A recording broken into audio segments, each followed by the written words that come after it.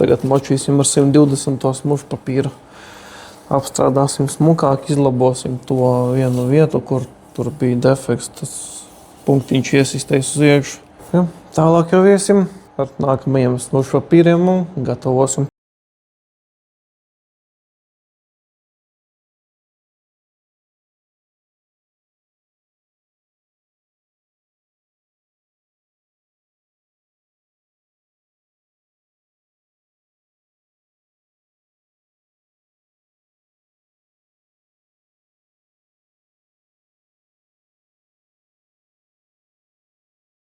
Jā, mums ir parādījušies vēl pāris defekti, kur var redzēt, un šeit arī tādi kā punktiņi uz iekšu.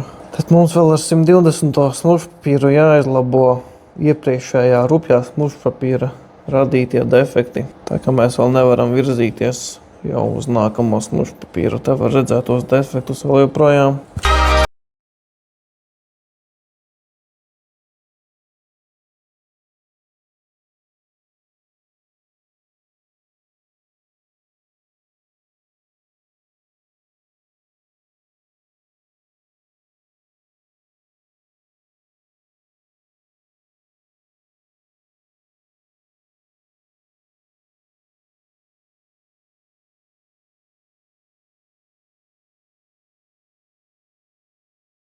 Ar nākamajiem smulšu papīriem.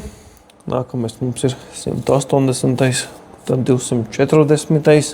Tālāk jau ir nākamie smulšu papīri. Un kā tad saprast, kad ar nākamo smulšu papīru iet?